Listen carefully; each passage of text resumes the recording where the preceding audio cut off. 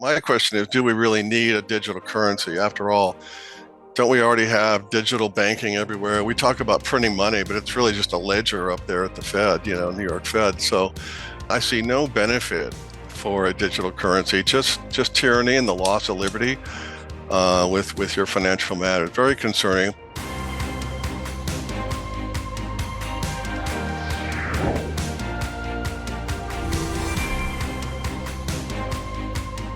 Welcome, everybody, to another episode of Conversations That Matter. I'm your host, Alex Newman. We have a very special guest joining us today. I had the pleasure of meeting him when I was up speaking in North Idaho just a month or two ago.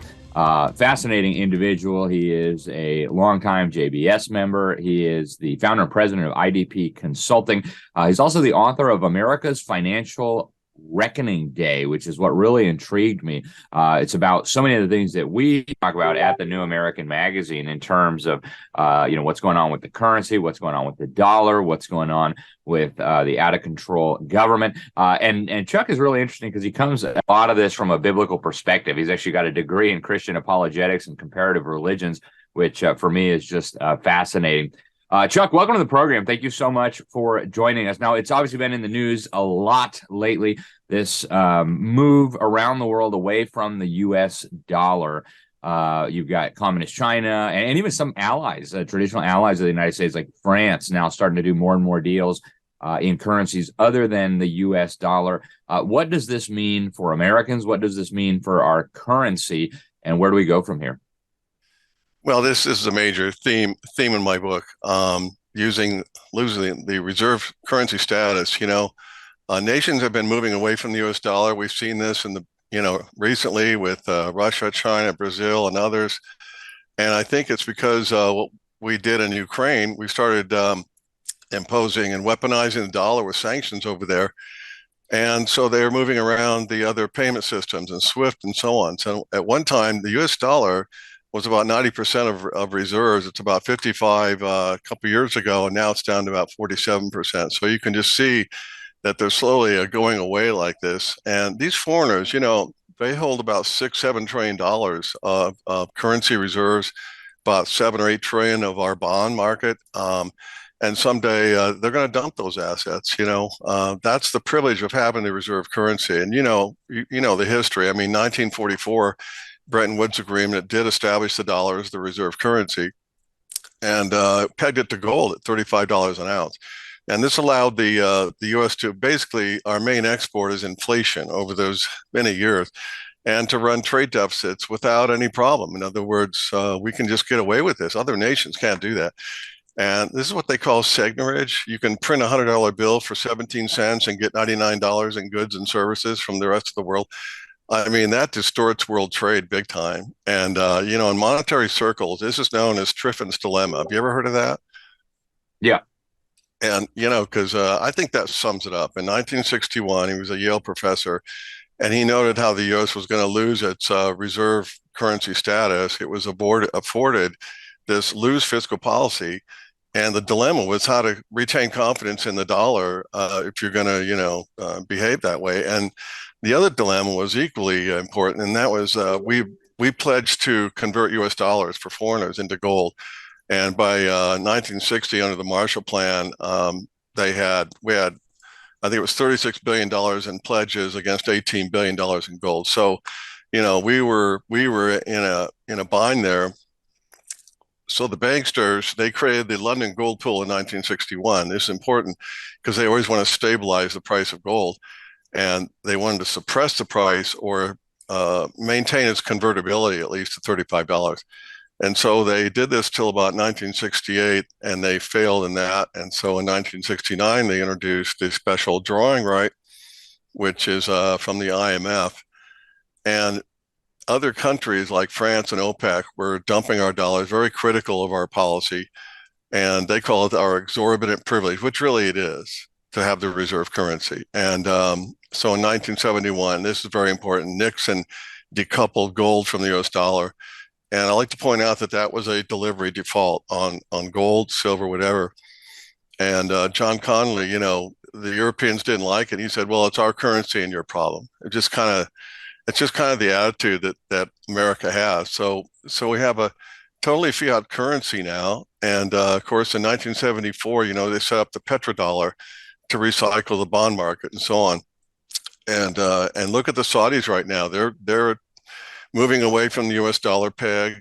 They're actually might become a member of the Shanghai Cooperation Organization. I want to touch on that. And so I think at some point, we've since 2008, we've just papered over this crisis, to an economic crisis, and now it's a monetary crisis. Now it's the dollar. We saw the SDR allocation moved up in 2009, and it's just a unit of exchange. The SDR is with 5 basket currencies in there: US, Euro, and so on. And I think they might force a gold component in that in a monetary crisis reset that I see coming. And China would like this. They want to de-balkanize the world. They want a multipolar world. They want to get away from that. And right now, the IMF just introduced the Unicoin, which is a digital currency payment system, whatever. So you can see the move away. So what do you think comes next then? I did see the announcement during the IMF spring meetings from this so-called digital currency monetary authority that they were working on this system. I guess the IMF has said that they have nothing to do with this, but I've been sounding the alarm about this move toward a one world currency, a one world fiat currency. My entire career in journalism, actually one of the earliest cover stories I did for the New American was called "Waking Up to a Global Currency." And it seemed very much like the highest levels of the power establishment here in the United States had jumped on board with this. You had Timothy TurboTax Geithner publicly saying at the Council on Foreign Relations that the Obama administration supported this Communist Chinese proposal to make the IMF special drawing right into the kind of global reserve currency. Is that what we're headed toward? Are we headed toward a one world digital currency? And what does that mean for Americans? Well, unfortunately, and the SDR, it's a unit out of account. It's used at the Bank of International Settlements and the Exchange Stabilization Fund, those shadowy organizations. So you can see they're giving it, they're favoring it. And it would solve Triffin's dilemma that one country shouldn't have the reserve currency, not China. We wouldn't trust them, not anybody else. But that would, I think, solve it.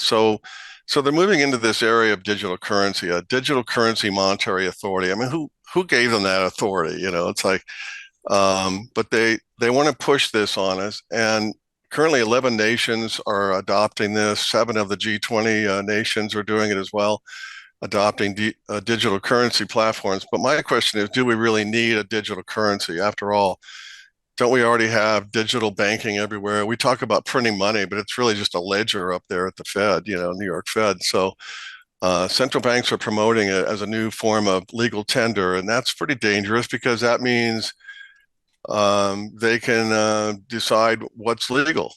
I would say real money like gold and silver doesn't need legal tender laws, but here they are, and I see it as a plot to eliminate cash. I think it's a sinister plot, and I think it was Jim Rickards who called it Bitcoin's evil cousin, to have digital currency. And they want to regulate the cryptos out of business. You can kind of see what they're doing with that. And they always stress the need for inclusion for the unbanked. I mean, seriously, only 5% don't have banking accounts, homeless people and drifters. And so they even said this at the World Economic Forum. They kept pushing inclusion and diversity and equity and, that whole thing. But this would allow them to force negative interest rates, tax collection, social credits. How about a vax certificate, QR codes, track your carbon footprint? And I think that's what they have in mind with this whole thing. And it would also mean, I suppose, a direct wallet or ledger with the central bank. I mean, there'd be no competition, no interest-bearing accounts, and so on. But who wants the Fed to be your banker? Seriously, Alex. I mean, This is all part of a technocracy agenda. Pat Wood wrote the forward to my book. We've been friends for many years, and it just looks like this is where it's all coming. The World Economic Forum is eager to impose a great reset, and of course the Bible talks cashless society where you can't buy or sell unless you have some form of positive ID from the government. in Revelation 13. So, I mean, you can just see where they're going. I see no benefit for a digital currency, just tyranny and the loss of liberty with your financial matters. Very concerning. I should mention also, and maybe you heard this, that Nigeria adopted this a year ago, digital currency. Now they have a population of about 220 million, and they can only get about 0.5% of the population to get involved with that. And so last December, they launched an all-out war against the people who were hoarding cash, and they had to turn it in, this cash, and for the new. And so they flushed out people who were hoarding cash and so on. So, and now they've imposed cash withdrawal limits. So you can see where this is going. Yeah. The Europeans are doing that too. The EU has now put in place continent-wide limits on cash transactions. You've got multiple governments now have banned cash transactions over €1,000. They're very rapidly moving in this direction. Folks, we're going to go to break. When we get back, we'll talk more with Chuck Copes about where this is all headed and, whether there is any hope here, what we may be able to do about what's coming. So stay with us. We'll be right back. All right, parents, listen up. We've all seen the countless examples of how radical leftists have been destroying American schools. It's no longer just about the terrible math and reading levels. Now, radical left teachers birthed from liberal universities are forcing gender indoctrination in kindergarten. They're teaching lessons on white guilt. Freedom Project Academy has perfected live online learning over the course of a decade. I get a ton of great feedback about this program, a ton. They're built on Judeo-Christian values, a classical curriculum. What does that mean? It means they're taught, your children are taught the way that the founding generations of the country. My own son, Noah, did Freedom Project Academy for several years when he was younger. The more we tell our friends about these things, the more people will get on board, and I believe that we can be the catalyst to some real change. We must save the West. Our way of life and our culture is under attack, and because of patriots like you and your project, I have optimism for the future.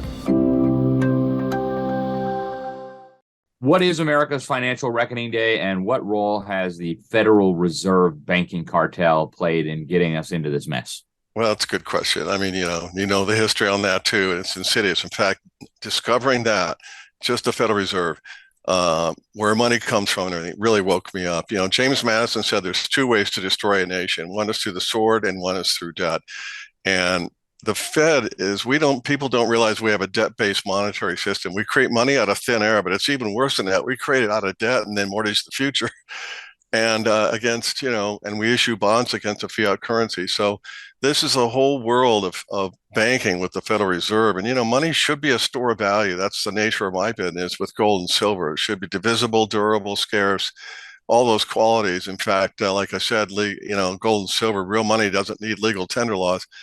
And fractional reserve banking, we can see what a mess that is. Just today, First Republic was in trouble all weekend, and now JP Morgan's gotten in there in the FDIC. And look, we've had 3 of the 4 largest bank collapses in the last 2 months, and it's all a Ponzi scheme, because they consider your deposit as an asset and a liability. That's how that works. They run 2 books, and it's like the movie with George Bailey, if you remember.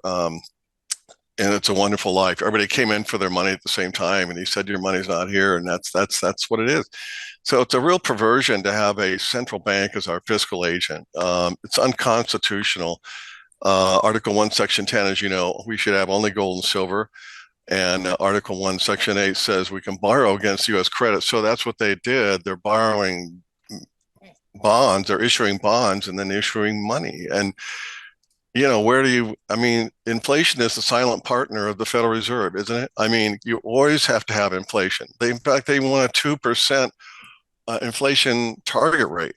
After 50 years, you'd have nothing. I mean, why do we even have inflation? Why should we have that? And it's so the Fed is just insidious. And, they've just papered over the crisis since 2008, and it's all crony capitalism up there. And we should abolish the Fed. The Congress created the Fed, and they can abolish the Fed.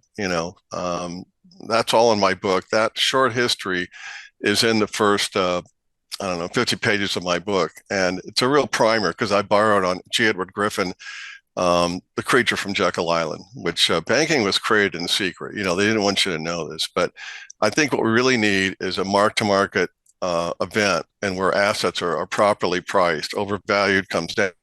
and silver goes to the moon. And we can just see that day coming. I think we're going to have major delivery defaults at COMEX and so on in gold and silver. And my business is just getting pretty busy. I think they're going to reprice gold in a monetary reset, up to 20, 30 grand. So it's all in the works. That's all in my book as well. You don't suppose they'll just come out and steal everybody's gold like they did with an executive order back during FDR's day? No, there'd be no reason for it. Everybody had gold in 1934. Nobody, 1% do now. What would it do? Pay down the debt? I mean, 31 trillion.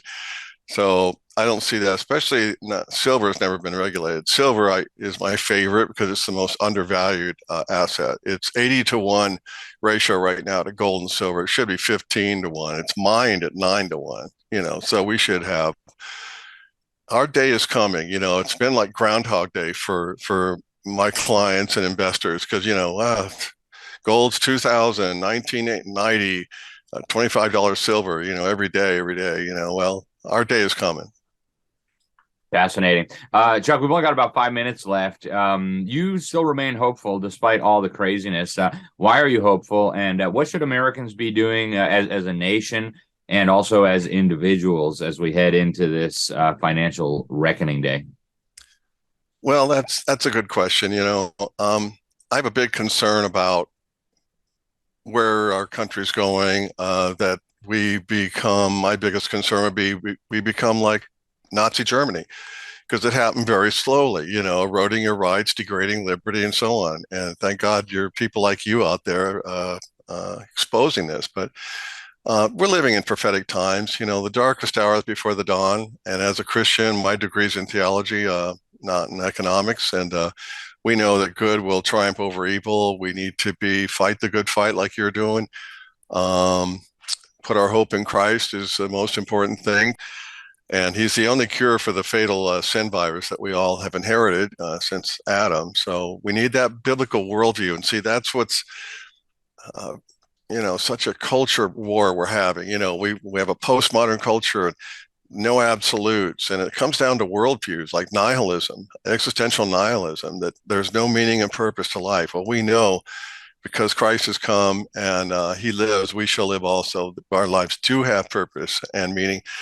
That's a big reason I wrote my book, to get into eschatology about that. Maybe next time we can, where I think things are going in the future of America. But, it's, remember Billy Graham once said that if God doesn't punish America, he owes an apology to Sodom and Gomorrah, because it's a moral issue. God is not mocked. Yeah. No, it's very true. Unfortunately, so much wickedness has been coming out of the United States over the last few generations. It's inquantifiable with the number of murdered babies and now exporting a lot of this stuff all over the world. Chuck, we're down to just a few minutes left. What's your advice for people out there who are watching all this? A lot of our viewers will be pretty familiar with what's going on with the dollar, the banksters, what they're doing. What are some things that you would urge folks to do to prepare? And is there any way out of this as a nation, or is this day of reckoning coming and we're done for? Well, it's pretty late to drain the swamp when you're neck deep in alligators. Right. There's so many conspiracies and agendas coming at us. And I don't know about you, I write a newsletter every month. And yeah, I think we just need to be anti-fragile as one person. And, in my book, I talk about God, guns, gold, and groceries, having the essentials, gear, gasoline. But we need to be prepared for what's coming. And, I can assist people with precious metals. We say in my business that the gold and silver is not getting expensive. The currency is getting cheaper. And that's what we're seeing right now. And I think we have bank runs going on right now. And people should lower their exposure to the banks, get into gold and silver. I don't know. I'd kind of skip Bitcoin, but get into tangible assets and be prepared. Up here in Idaho, we're kind of preppers. We have our gardens and everything else. And but there's a lot more in my book. Chapter 8, I kind of conclude with all those things. I might mention, you can get my book at Amazon if you want to go there. I also have a signed copy, which includes a 2-hour DVD and a special report. If they go to my website, I think it's $15, and provide people with that. So anyway, great to be on your show, Alex. Hey, well, I appreciate you coming on, Chuck. And folks out there, we at the New American, we don't endorse any particular assets or people. In fact, we won't even take advertisements from gold and silver dealers just for a number of reasons. But I do hope you'll check out Chuck's website. His book, America's Financial Reckoning Day, has got a lot of important information in it. Chuck, give us your website one more time before we let you go. Yeah, it's idpconsultinggroup.com. And then go to the homepage there, go down at the bottom. They can sign up for my free newsletter, have something out in a few weeks, and, look around the website. Excellent. All righty. Chuck Copus, we appreciate you coming on the program. Folks, we appreciate you watching. Thanks for tuning in. Obviously, strange times we live in. We're doing our best to get you guys the information that you need that would be helpful. And we've got probably some turbulence coming ahead as we're recording this. We just had the big bank, as Chuck mentioned, being sold off to JP Morgan. Crazy times. All right. I'm Alex Newman, senior editor at the New American Magazine. Thanks again for tuning in. Until next time, God bless you all. The John Birch Society has been working tirelessly since 1958 to preserve freedom, safeguard the Constitution, and restore our God-given rights. We continually educate voters and lead the freedom movement. Join us as we work against a tyrannical one-world government. United as one, we can defeat this conspiracy against a free America. JBS founder Robert Welch said, "Education is our total strategy and truth our only weapon." Join us in restoring this great nation.